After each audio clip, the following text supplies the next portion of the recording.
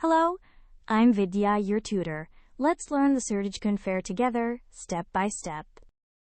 The Surajkund Fair is a famous crafts fair, full of stalls and shoppers.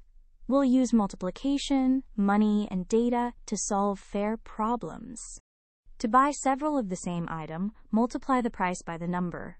3 pots at 25 rupees each cost 3 times 25, 75 rupees. A bar graph of stall sales shows more sold as a taller bar. Comparing bar heights tells us which stall did best. 4 toys at 30 rupees each cost 4 times 30, 120 rupees. To recap, multiply price by number for many items, read bar graphs by height, and use maths to shop wisely. That completes Class 3 Maths. Well done! Great work! Keep learning with Vidya and visit CBSETest.com for free lessons, worked examples, and practice tests.